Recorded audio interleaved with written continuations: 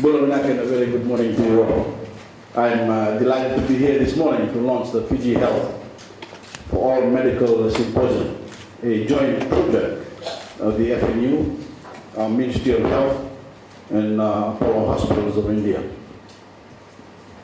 As its name suggests, this gathering brings together a number of experts from Fiji and India to discuss ways in which we can improve the health and well-being of all our people. For the first time, Fiji is gaining the opportunity to engage with a major health provider in India, the Apollo Hospital Group. Apollo currently operates 8 major hospitals in India and another 2 in Bangladesh and Mauritius. And it has 2 facilities called Rich Hospitals that are providing health care in rural areas of India beyond the major population centers.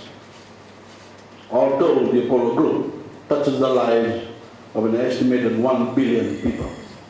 So it is a major player in the industry with a level of skill and experience that provide us with a great opportunity here in Fiji. Through this initiative, we are gaining access to some of the best medical minds in India in cardiac sciences, neurosciences, orthopedics, oncology, renal transplant, and critical care. So this is a partnership that holds out the promise to deliver better healthcare outcomes for ordinary Fijians across a range of disciplines. I want to express my gratitude on behalf of the government to our Indian friends for their willingness to provide their expertise and engage with our own health professionals. Because it's impossible to overstate the importance of partnerships like this for Fiji, especially in healthcare. The ability to deliver proper standards of healthcare to meet the needs of ordinary people is a continuing challenge in even the most advanced countries. Nations like the United States, Britain and Australia are facing unprecedented pressure on their home health system.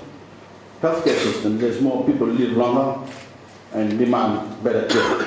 So it is only natural that we face an even bigger challenge in developing countries such as Fiji, where the gap between the demand for health services and our ability to supply them is often stretched to the limit.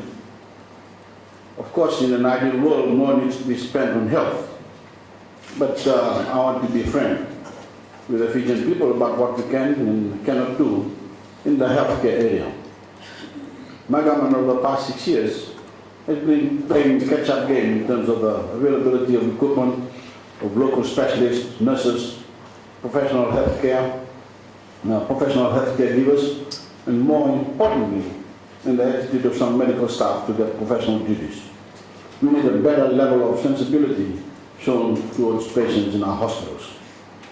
We are determined to achieve a steady improvement in service delivery, and in the past 6 years, my government has created 696 new jobs for doctors in the Ministry of Health and 1,510 new positions for nurses.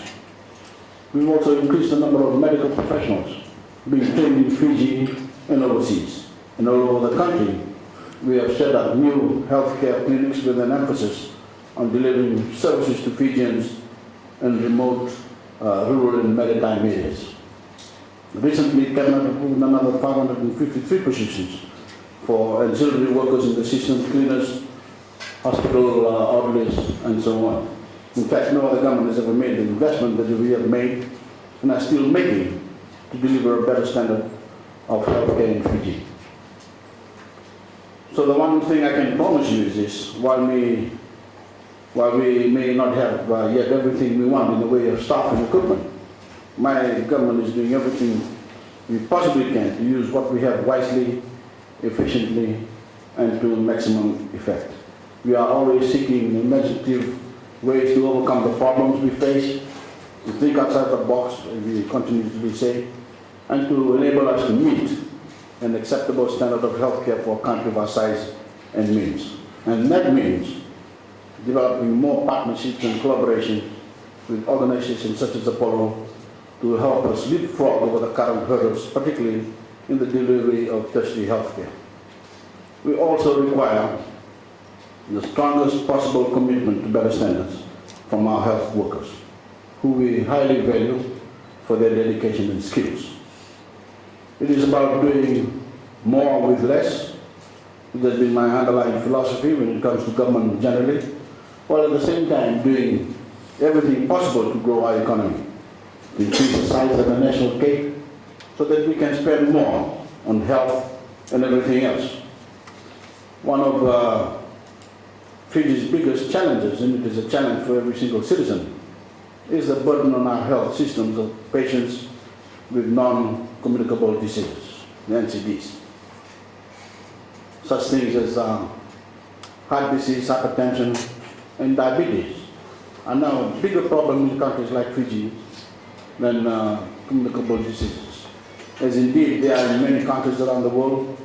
So we need much bigger effort in Fiji to tackle NCDs, and of course, this requires a fundamental change in the behavior of our people.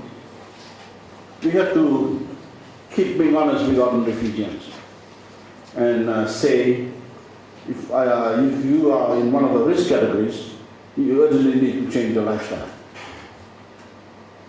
You need to eat less of everything and eat more nutritious food. And you need to exercise more, give up smoking, and reduce your consumption of alcohol and cover.